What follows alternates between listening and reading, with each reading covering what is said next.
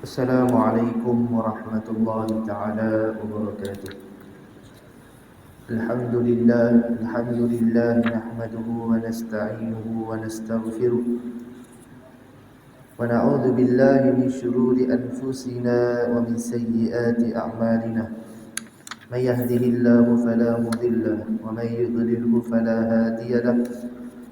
ونشهد أن لا إله إلا الله وحده لا شريك له. ونشهد أن سيدنا محمدا عبده ورسوله. اللهم صل وسلم وبارك على سيدنا محمد وعلى آل سيدنا محمد كما صليت وسلمت وباركت على سيدنا إبراهيم وعلى آل سيدنا إبراهيم في العالمين إنك حميد مجيد. قال الله تعالى في القرآن الكريم: أعوذ بالله من الشيطان الرجيم. بسم الله الرحمن الرحيم. إن الدين عند الله الإسلام. صدق الله العظيم. وقال النبي صلى الله عليه وسلم: من أحيا سنتي فقد أحبني ومن أحبني كان معي في الجنة، أو كما قال النبي صلى الله عليه وسلم. سبحانك لا علم لنا إلا ما علمتنا إنك أنت العليم الحكيم. سبحانك لا فهم لنا إلا ما فهمتنا إنك أنت الجواد الكريم. Alhamdulillah, kata yang mulia, bersyukur pada Allah Subhanahu wa taala atas segala limpahan kurniaan dan kasih sayang daripada Allah. Kita telah selesai menunaikan satu perintah Allah yang begitu besar, itu solat dengan cara baginda Nabi Muhammad sallallahu alaihi wasallam. Mudah-mudahan kita tergolong di kalangan termasuk digolongkan dalam golongan orang yang Nabi sebut dalam hadis ahlus sunnah, ma ana alaihi wa ashabi ahlul jamaah. Mudah-mudahan kita diberi pahala, diberi nikmat, diberi rahmat, diberi taufik dan hidayat daripada Allah Subhanahu wa taala. Alhamdulillah, telah berlalu satu ibadah kurban, telah berlalu hari raya Aidil Adha. Kita dapat sambut dengan begitu baik sekali, alhamdulillah. Hari raya pertama semua settle, lembu korban yang dikorbankan, yang diamanahkan, yang diwakilkan untuk dikorbankan telah diselesaikan oleh masjid kita khususnya, dan masjid-masjid lain dan tempat-tempat yang lain pun begitu juga, alhamdulillah, dengan baik, tanpa apa-apa musibah, tanpa apa-apa kecelakaan, malapetaka yang berlaku pada kita. Semuanya baik-baik sahaja, semuanya daripada Allah Subhanahu wa taala. Jadi insya-Allah, tuan-tuan yang mulia, mereka yang pergi haji pun sudah beransur untuk pulang. Mereka yang menunaikan haji, yang menunaikan umrah akan beransur pulang ke tempat masing-masing. Kita doa dengan Allah supaya Allah Subhanahu wa taala beri peluang kepada kita untuk menjejakkan kaki kita ke Makkahul Mukarramah ataupun Madinatul Munawwarah, tempat yang begitu suci, tempat yang begitu hebat, dan tempat yang begitu diberkati oleh Allah Subhanahu wa taala. Doa sebelum kita mati, kita ada keinginan, keazaman yang begitu kuat untuk menunaikan haji ataupun umrah dahulu, dan kemudian haji ataupun kedua-duanya sekali, haji dan umrah.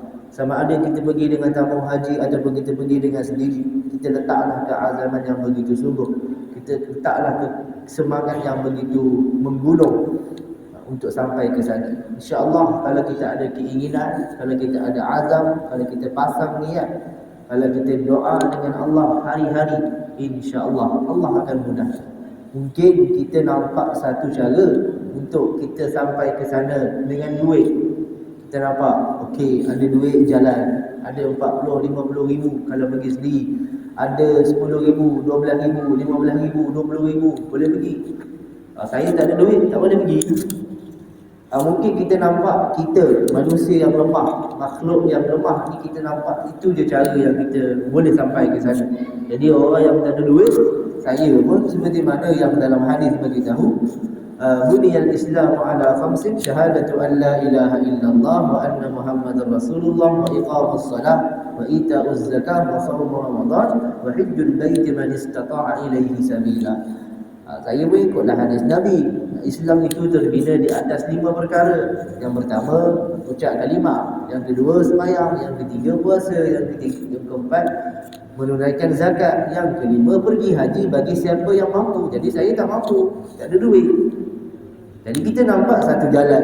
Tapi kalau kita pasang keinginan, pasang semangat, pasang azam yang begitu kuat, insya-Allah Allah ada 1001 cara untuk sampaikan kita kepada sana. Allah Maha berkuasa. Allah boleh buat dengan duit, Allah boleh sampaikan kita kepada sana. Tanpa duit, Allah boleh sampaikan kita ke sana. Berlawanan dengan duit pun Allah boleh sampaikan kita ke sana. Allah boleh buat. Maha kuasa Allah Subhanahu wa taala. Tapi itu di sisi Allah. Di sisi kita, kita kena ada semangat. Dan sampai itu, kalaulah zahir manusia ni nak sampai ke sana dengan duit, kita kumpullah duit, kita buatlah persiapan apa yang kita mampu, yang lain kita serahkan kepada Allah Subhanahu wa taala. Jadi insya-Allah tuan-tuan yang mulia, kita sambung perkongsian kita di dalam kitab Hayatus Sahabat, menceritakan tentang hadis-hadis kepentingan mentaati Rasulullah sallallahu alaihi wasallam dan khalifah-khalifah baginda. Hadis yang seterusnya yang dibaca, yang diriwayatkan oleh Abdullah bin Amr radhiyallahu anhu, berkata bahawa Rasulullah sallallahu alaihi wasallam telah bersabda, pasti akan berlaku kepada umat aku sama seperti yang telah berlaku kepada Bani Israel. Akan berlaku. Nabi bagi tahu. Nabi bagi tahu bila 1442 tahun yang lepas. Nabi ini Allah bagi dia ilmu yang begitu hebat. Dia ilmu yang ada pada Nabi ini hakun, hakikat dan waqi'. Dua perkara tuan-tuan. Allah bagi pada Nabi ini ilmu yang begitu hebat, sehingga dan apa yang Nabi cakap itu dia adalah hakikat dan dia adalah waqi'. Dia adalah hak dan dia adalah waqi'. Apa makna hakikat? Maknanya tuan-tuan yang mulia, apa yang Nabi cakap tu pasti akan berlaku. Zalikal kitab la raiba fihi. Ayat yang kedua daripada surah Al-Baqarah. Bismillahirrahmanirrahim. Alif lam mim. Zalikal kitab la raiba fihi. Itulah kitab. Kitab apa? Al-Quran lah. 30 juzuk Al-Quran. Dan selain daripada Al-Quran yang Nabi sampaikan kepada kita adalah hadis. Hadis Nabi. Ma udhifa ila an-nabi sallallahu alaihi wasallam min qawlin aw fi'lin aw taqririn fa huwa haditsun marfu'. Setiap apa yang disandarkan kepada Nabi sallallahu alaihi wasallam, sama ada daripada sudut percakapan ataupun daripada sudut perbuatan ataupun daripada sudut pengakuan, semuanya adalah hadis. Jadi selama 23 tahun Nabi dilantik menjadi Rasul, setiap apa yang keluar daripada mulut Nabi itu adalah hadis. Jadi berapa banyak perkataan yang Nabi sebut? Tak terhitunglah, banyaklah. Sebab tu datang beribu-ribu hadis kepada kita. Sebab tu agak sukar, dan sebab tu ilmu hadis ni dia luas. Agak sukar untuk kita memastikan sebuah hadis itu sahih. Maksudnya hadis tu memang betul-betul sebiji yang keluar daripada mulut Nabi Muhammad sallallahu alaihi wasallam. Benda dalam masa 23 tahun. Jadi kita berterima kasih dan kita menghargai pengorbanan ulama-ulama dahulu, bagaimana mereka telah mencari kepastian hadis-hadis ataupun perkataan-perkataan yang keluar daripada mulut Nabi Muhammad sallallahu alaihi wasallam ini betul-betul keluar, yang sampai kepada mereka itu betul-betul yang keluar daripada mulut Nabi. Maknanya hadis sahih lah. Dan mereka memastikan benda yang sama, hadis yang sama, perkataan yang sama sampai kepada kita. Dah sampai dah pada kita pada hari ini. Sekarang ni tugas kita lah pula nak sampaikan kepada umat yang akan datang. Kalau tidak, kalau tak ada ulama-ulama kita yang menjaga hadis ni tuan-tuan yang mulia, tak tahulah akan datang yang sampaikan kepada umat yang akan datang, anak cucu kita, yang sampai kepada mereka benda tu masih lagi hadis ataupun yang telah ditokok tambah ataupun yang telah menjadi hadis maudhu' dan sebagainya. Jadi selain daripada kitab Al-Quran yang keluar daripada mulut Nabi adalah hadis. Jadi seperti mana Al-Quran itu adalah kitab yang tidak ada keraguan, begitu jugalah perkataan yang keluar daripada mulut Nabi tidak ada keraguan. Dan Nabi dah sebut perkara ini 1442 tahun yang lepas. Jadi hadis Nabi ini dia ada hakikat, namanya haqqul haq. Setiap apa yang Nabi cakap itu ada benarnya dan pasti benar.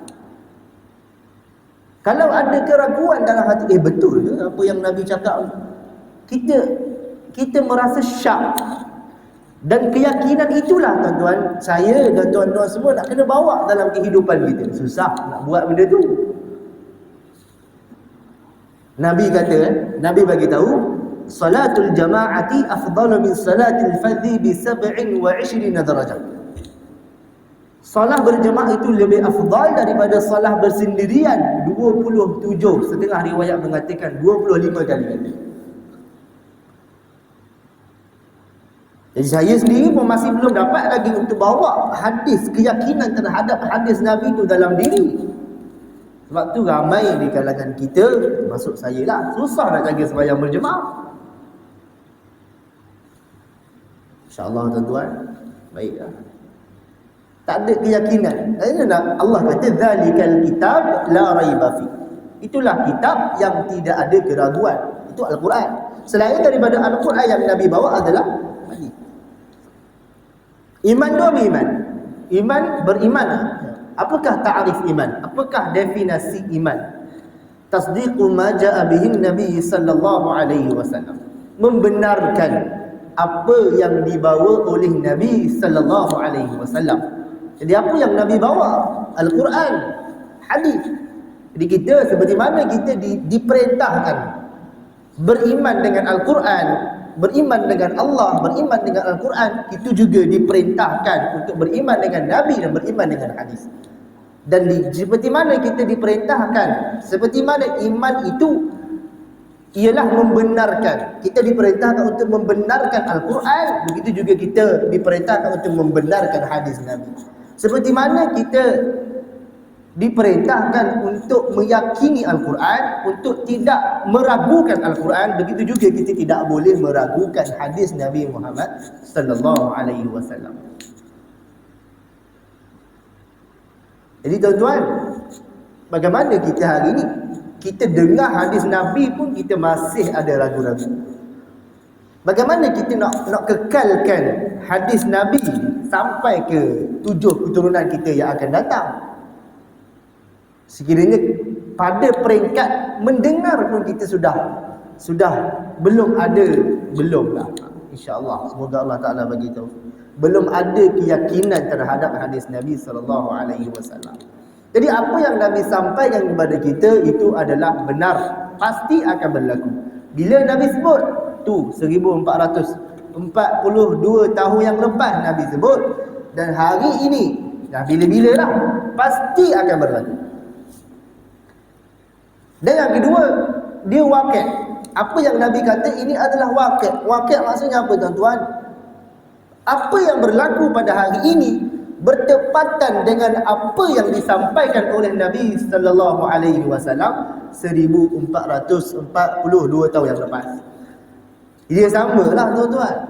Yang Nabi cakap pasti akan berlaku, yang berlaku sama dengan apa yang Nabi cakap. Dia bukan two way lah, dia bukan satu jalan, dia dua jalan, pergi dan balik. Ibarat macam itulah. Apa yang Nabi cakap pasti akan berlaku pada hari ini, dan apa yang berlaku pada hari ini mesti bertepatan dengan apa yang Nabi cakap. Dan Nabi bagi tahu apa tuan-tuan? Pasti akan berlaku kepada umat aku sama seperti yang berlaku pada Bani Israel. Tuan-tuan balik, nanti tuan-tuan tengoklah dalam Al-Quran, juzuk 12, juzuk 13, juzuk 14, bahkan seluruh Al-Quran, Allah cerita tentang kisah-kisah umat yang terdahulu. Kenapa mereka diazab oleh Allah sehingga hancur kesemuanya? Kenapa? Tuan-tuan tengok, tuan-tuan lihat, tuan-tuan tadabbur ayat Al-Quran. Sekadar membaca itu bagus, tetapi lebih baik jika ditadabburkan ayat Al-Quran. Baca dengan tadabbur cerita kisah-kisah umat yang terdahulu, kisah Nabi Nuh, kisah Nabi Hud, kisah kaum Samud, kisah Nabi Lut, kisah dan sebanyak Nabi Ibrahim, Nabi Musa, Nabi Isa. Apa kesesatan, apa bid'ah kesesatan yang mereka buat sehingga Allah azab mereka. Dan tuan-tuan tengok, pada hari ini berlaku tak perkara tersebut? Kalau berlaku, betul lah apa yang Nabi kata. Dan saya rasa tak ada kalau, pasti akan berlaku. Sebab Nabi dah bagi tahu. Dan saya rasa wakil, apa yang berlaku mesti sama dengan apa yang Nabi kata. Dan kalau kita tengok, kalau kita kaji, kalau kita selidik, sudah berlaku pun tuan-tuan. Bukan zaman kita dah berlaku, dulu lagi dah berlaku dah. Kaum Nabi Syuaib, mereka diazab kerana mereka menipu dalam timbangan. Zaman kita sekarang ni berlaku dah. Kaum Nabi Lut, mereka diazab kerana apa? Berlaku tak pada zaman kita sekarang ni? Itu dua contoh yang saya bawa lah. Banyak lagi lah contoh yang lain, tuan-tuan boleh tengok.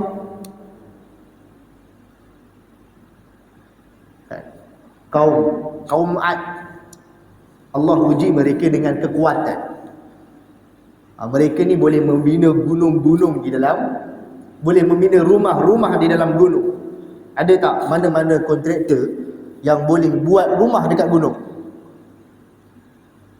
Zaman kita sekarang ni. Dan mereka megah-megah, mereka berbangga dengan kekuatan mereka, dan mereka bermegah-megah dengan kelebihan yang Allah bagi pada mereka. Allah azab mereka. Dah berlaku pada zaman kita sekarang ni, manusia membina. Tak adalah binaan tu, tidaklah sehebat binaan kaum Ad pun dah bermegah-megah dengan binaan mereka. Bantu, berlaku tak? Ya, berlaku, tuan-tuan. Nabi sebut dalam hadis, hazwan na'li bin na'li, setapak demi setapak. Itu maksud. Dalam hadis ni dia tidak terjemah hazwan na'li bin na'li, tapi dia terjemah pasti akan berlaku kepada umat aku sama seperti yang telah berlaku kepada Bani Israel. Maknanya dia terus terjemah kefahaman. Maksud Nabi hazwan na'li bin na'li, setapak demi setapak, itu maksudnya sama. Apa yang berlaku pasti akan berlaku. Apa yang berlaku dulu mesti akan berlaku pada hari ini. Tuan-tuan bayangkan, umat terdahulu satu saja yang mereka buat, Allah terus azab mereka dengan seazab-azabnya. Tapi kita pada hari ini, tuan-tuan, umat akhir zaman, seluruh apa yang dilakukan oleh umat yang terdahulu dilakukan oleh kita semua sekali. Bukan satu, semua sekali, tuan-tuan. Tapi Allah azab kita, tak ada. Allah bagi sikit-sikit lah peringatan, sipi-sipi. Kalau tak beringat lagi, tak tahulah. Allah bagi sikit peringatan supaya beringat. Beringat sikit. Beringat sikit, beringat. Kalau tak ingat lagi, tak tahulah. Kalau Allah nak hantar kita ni satu apa? Satu laut ke, boleh. Allah boleh buat. Satu kudrah Allah, Allah mampu untuk melakukan segala-galanya.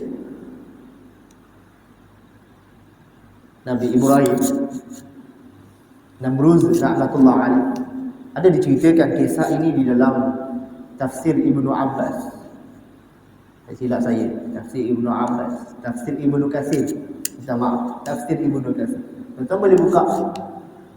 Saya tak pasti dalam terjemahan Al-Quran diceritakan ataupun tidak, tapi dalam tafsir diceritakan.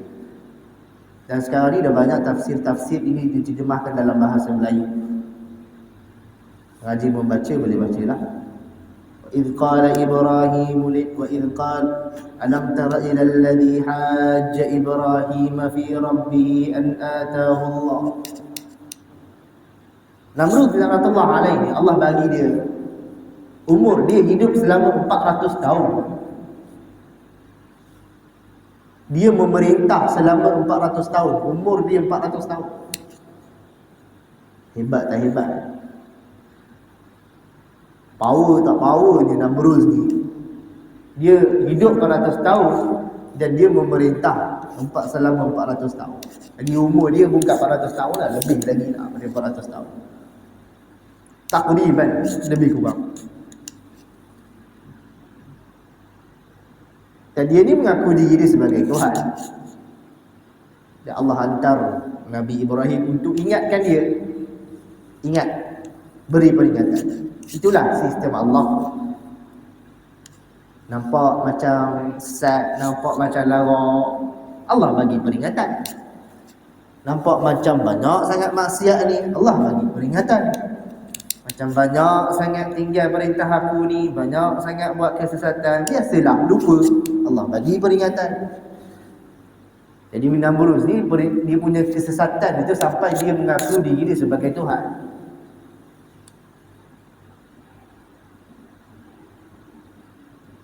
Qala ana uhyi wa umiit. Alam tara ila alladhi hajja Ibrahim fi rabbih an ataahu Allahu al-mulka idh qala Ibrahim rabbi alladhi yuhyi wa yumiit. Adakah tidak kamu melihat wahai Muhammad alladhi hajja Ibrahim, orang yang berhujah dengan Nabi Ibrahim. Siapa? Namrud lah. Namrud dengan Nabi Ibrahim, mereka berdua dihujah. Hajja Ibrahim fi rabbih an ataahu Allah. Dia berhujah tentang apa? Berhujah tentang Tuhan. Dia berhujah lah. Dia kan Tuhan. Tiba-tiba Nabi Ibrahim datang bawa, wahai Namrud, sembahlah Allah. Saya kan Tuhan, orang sembah saya, kenapa saya pula nak sembah Allah? Dia tak berhati. Aku Tuhan, kenapa aku nak sembah Allah? Nabi datang bawa agama baru. Katanya agama baru, tetapi agama mereka lah agama baru, sedangkan agama yang dikira inna ad-dina 'indallahi al-Islam. Agama yang asal adalah agama Islam. Menyembah Allah, la ilaha illallah Muhammadur Rasulullah. Dan yang asal tu yang dikira, yang lain-lain itu adalah kebid'atan, kesesatan. Agama Buddha, agama Yahudi, agama Nasrani, agama Hindu, agama apa-apalah, tuan-tuan, banyak agama. Itu adalah agama, itu adalah kesesatan yang dilakukan oleh umat manusia. Satu perkara yang baharu yang dilakukan oleh umat manusia. Disebabkan kesesatan, timbullah agama itu, timbullah agama, timbullah macam-macam. Tapi agama yang asal adalah agama Islam. Tapi bila Nabi datang bawa agama la ilaha illallah, ya ayyuhan nas qulu la ilaha illallah tuflihu, wahai manusia ucaplah kamu la ilaha illallah, pasti kamu akan berjaya. Dia kata Nabi bawa agama baru. Macam itulah Nabi Ibrahim datang, wahai Namrud ucaplah kalimah la ilaha illallah. Dia kata Namrud datang bawa, dia kata Nabi Ibrahim datang bawa agama baru. Kita apa? Kita berdebat, kita bersembang. Apa yang Tuhan kau boleh buat? Yang kau cakap suruh aku sembah ni, dia boleh buat apa? Cuba cerita sikit. Rabbi alladhi yuhyi wa yumiit. Nabi Ibrahim kata, Tuhan aku yang aku suruh kau sembah ni boleh menghidupkan dan boleh mematikan. Dia pun tak nak kalah. Dia pun qala ana uhyi wa umiit. Aku pun, kalau kata Tuhan kau yang kau suruh aku sembah ni boleh menghidupkan dan boleh mematikan, aku pun boleh menghidupkan dan boleh mematikan. Dengan begitu bangga, dengan rasa bongkak takabur dia disebut gitu. Aku pun boleh menghidupkan dan boleh mematikan. Jadi tuan-tuan yang mulia, apabila satu orang tu dia sudah melakukan kesesatan yang begitu teruk, kesesatan yang melampaui batas, dia akan menghilangkan kecerdikan, akan menghilangkan kewarasan akal. Sebab apa? Sebab Namrud ni dipanggil dua orang yang nak dibunuh, yang nak dibunuh lah. Yang nak digantung. Dalam kitab tu disebut yang nak digantung. Satu dilepaskan, itulah maksud dia menghidupkan, dan satu lagi dia bunuh, itulah maksud dia mematikan. Tengok. Qala ana ahyi wa umit, aku pun boleh menghidupkan dan boleh mematikan. Dipanggil dua orang, seorang dilepas, itu maksud dia menghidupkan. Dipanggil seorang lagi, dia bunuh, itulah maksud dia mematikan. Nampak? Oleh kerana kesesatan yang dilakukan itu menyebabkan kebodohan telah kebodohan, minta maaf agak kasar sikit, tapi itulah yang selayaknya saya rasa. Kebodohan telah menguasai kepala otak dia sehingga kan dia buat begitu. Jadi kalau kita fikir logik, itukah dia yang dimaksudkan menghidupkan dan mematikan.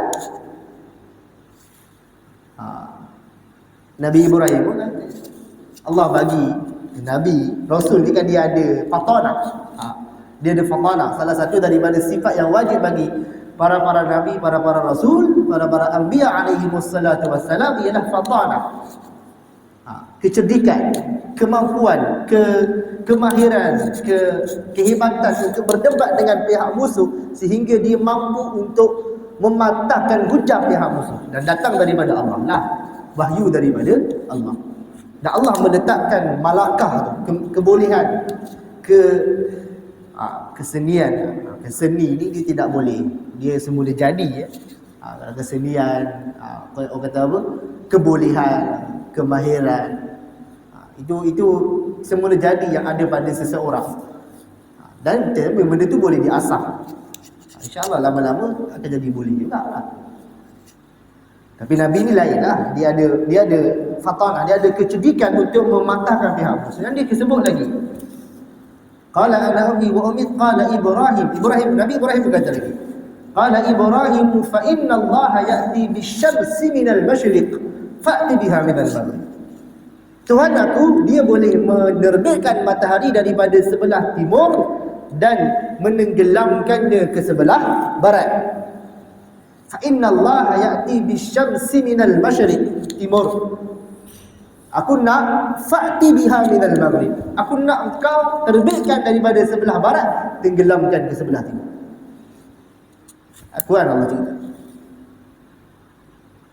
Kalau tadi dia boleh lagi nak kelentong, menghidupkan dan mematikan tadi tu dia boleh lagi nak kelentong. Tapi kalau yang matahari ni nak kelentong kat mana? Habis. Rosak. Fa'ti biha minal maghrib. Fa inna Allah ya'ti bisyamsi minal masyriq fa'ti biha minal maghrib. Bila Nabi Ibrahim cakap macam tu, terus dia diam. Tak boleh cakap.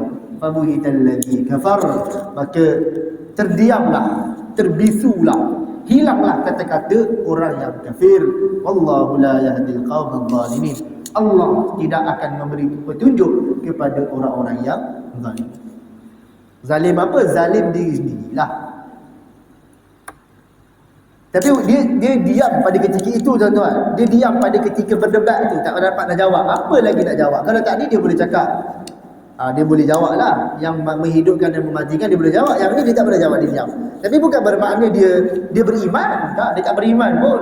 Dia masih lagi melakukan kekufuran dia. Dan dia terus mencabar Nabi Ibrahim AS. Dan dia kata, kalau betul Tuhan kamu ada, kamu hantarlah, mari kita berperang. Kalau betul Tuhan kamu tu ada, kalau betul lah Tuhan kamu ada, mari kita berperang. Aku ada bala tentera, beribu-ribu orang ni boleh perang dengan bala tentera kamu. Jadi Allah marah, Allah cukup marah, cukup benci dengan orang yang ada sifat takabur ni, tuan-tuan yang mulia. Al-kibriya'u ridai wal 'azamatu izari. Kibir itu adalah rida aku. Wal 'azamatu, dan sifat megah itu adalah izar aku. Kibir, rida ni maksudnya baju. Izar ni maksudnya seluar. Kalau kita lah, kalau dalam bahasa kita, izar ni kain atas. Minta maaf, rida ni kain atas, izar ni kain bawah. Baju dan seluar. Baju Melayu kain pelekat. Sifat kibir tu adalah baju Allah. Tapi jangan faham Allah pakai baju Sifat megah itu adalah kain pelikat Allah. Mudah faham kan? Tapi janganlah pula cakap saya ini mengatakan Allah pakai kain pelikat. Tentu jangan salah faham. Faman naza'ani minhuma aw min ahadihima. Allah kata siapa yang mencabut. Faman naza'ani, Allah guna perkataan naza'ani. Siapa yang mencabut, maknanya kurang hajar. Kalau nak, mintalah elok-elok. Dan kalau kita nak pinjam baju orang, minta elok-elok. Bang, saya nak pinjam baju. Okey, tak apa. Ambil, saya bagi. Ini dah ambil tanpa izin, rampas. Rampas macam tu. Siapa yang merampas, mencabut salah kedua-duanya ataupun salah satu daripada dua sifat ini. Sial kawan tu. Nak pakai tak ada baju. Buka-buka loker tengok tak ada baju ni. Kena curi, kena ambil, kena rampas dia orang. Siapa yang ambil dua-dua ataupun salah satu, siapa yang cabut, siapa yang merampas kedua-duanya ataupun salah satu daripada keduanya, Allah kata adkhalahun nar, aku akan campakkan dia ke dalam neraka. Namrud ini kibir, dia azamah dan dia kibir, dia megah dengan kerajaan yang Allah berikan kepada dia dan dia takabur dengan umur yang Allah berikan kepada dia. Dia cabar Allah, kalau betul Tuhan kamu ada, hantarlah bala tentera kita berperang. Kita marilah. Mari bertandang dekat rumah saya, kita berlawan, tengok siapa yang menang. Kalau Tuhan kamu menang, aku beriman. Dan Allah tahu dia tak akan beriman. Itu hanya satu ugutan. Tak akan beriman. Jadi Allah hantarlah balik tentera Allah yang paling kecil, yang paling lemah, yang paling tak ada apa-apa lah, kena tepuk gitu je. Habis Allah hantar nyamuk. Nyamuk ni bukan sebarang nyamuk lah. Nyamuk kecil, tapi dia bukan hisap darah, tapi dia makan daging, makan tulang. Bukan makan daging je, tulang pun dia makan. Tuan, kita makan giabok ya. Tulang tu kita buang. Lemak-lemak dekat lutut tu je kita makan. Apa sum-sum dalam giabok tu je yang kita makan, yang lain dah hilang ni kita buanglah. Ini dak. Nyamuk ni dia makan lemak-lemak dan dia makan tulang sampai habis. Tak apa. Dan Allah masukkan satu ekor apa? Satu ekor nyamuk yang patah sebelah sayapnya ke dalam telinga Namrud laknatullah alaih. Dan dia duduk dalam badan Namrud itu selama 400 tahun. Dan Allah seksa dia, seksa. Bayangkan ada benda masuk dalam telinga kita rasa macam berdengung, rasa macam tak selesa. Dan perlahan demi perlahan, sedikit demi sedikit nyamuk tu memakan isi badan dalam badan ni, sedikit demi sedikit. Sedikit demi sedikit, lama kelamaan dia merasa keseksaan selama 400 tahun. Siapa Tuhan? Siapa yang takabur? Siapa yang berhak mempunyai sifat takabur? Kita punya. Agama siapa yang benar? Siapa yang buat kesesatan? Agama siapa yang baru? Agama siapa yang asal? Siapa yang buat salah? Siapa yang betul? Siapa yang berada di atas kebenaran? Siapa yang berada di atas kesesatan? Siapa? Jadi jangan ragu-ragu tuan-tuan. Kita berada di atas kebenaran.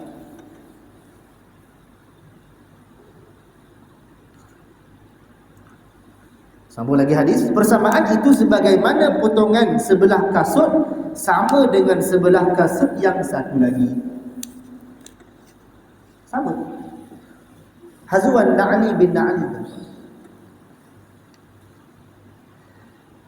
Hinggakan jika ada dalam kalangan mereka yang berzina dengan ibunya secara terang-terangan, pastilah dalam kalangan umatku juga akan ada orang yang melakukan demikian. Kalau ada tuan-tuan, ada. Berlaku tak? Ya, dah berlaku. Lebih teruk lagi daripada tu ada. Ayah makan anak, ada juga. Anak makan mak pun ada juga. Ada berlaku tu. Kakak makan adik pun ada juga. Kakak makan adik, adik makan kakak pun ada juga. Abang makan adik pun ada juga. Hilang, habis. Ada.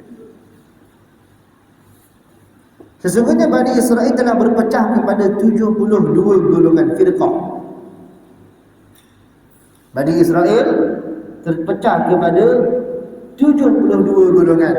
Dan seperti mana Nabi kata, apa yang berlaku pada Bani Israel berlaku pada umat Nabi Muhammad sallallahu alaihi wasallam. Jadi Bani Israel terpecah kepada 73 golongan dan umat aku akan berpecah kepada 73 golongan. Lebih satu.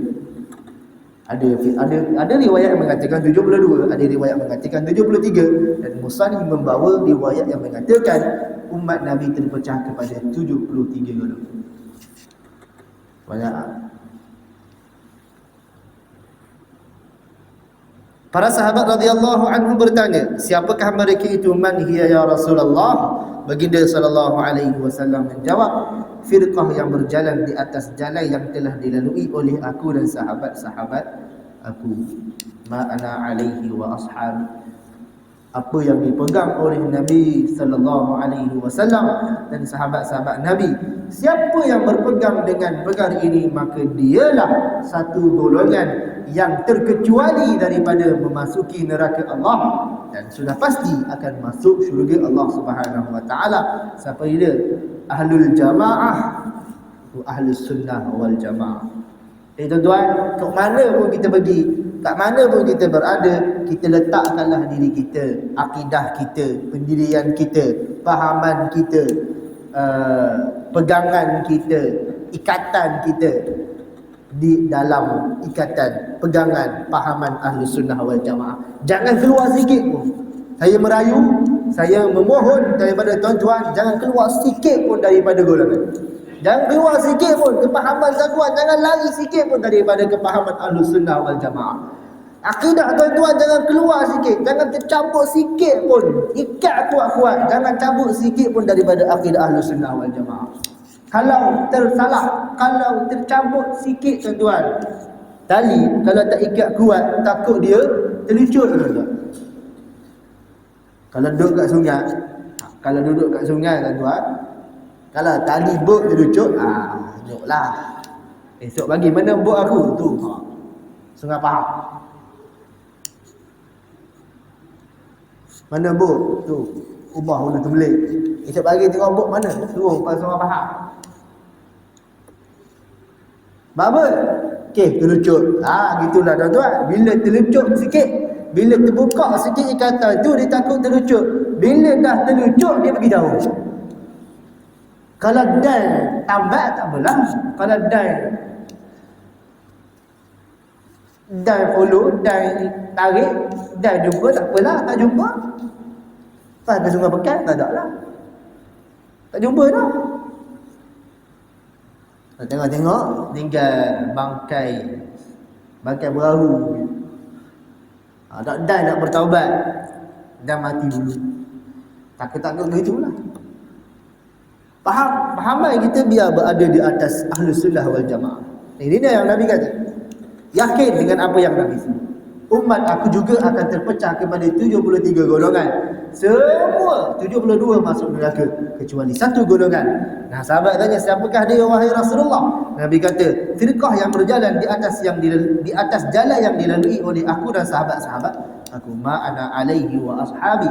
Itu Ahlus Sunnah wal Jamaah. Jelas sekali tuan-tuan, tidak ada ragu-ragu lagi. Ustaz, betul ke Ustaz? Ma ana alaihi wa ashabi itu ialah Ahlus Sunnah wal Jamaah. Dan tuan tanyalah ustaz-ustaz lain. Saya rasa pun mereka pun akan jawab ma ana alaihi wa ashabi. Bukan saya rasa, saya yakin mereka akan jawab ma ana alaihi wa ashabi, itu maksudnya adalah Ahlus Sunnah wal Jamaah. Abu Hasan al-Ash'ari atau Abu Mansur al-Maturidi, dua aliran Ahlus Sunnah wal Jamaah. Jangan keluar daripada ni tuan-tuan. Kalau keluar, saya tak beranilah nak jamin tuan-tuan. Saya cakap tadi lah, kalau bot dah terlucut, nasib awak lah. Kalau dan kejar, kalau tak dan.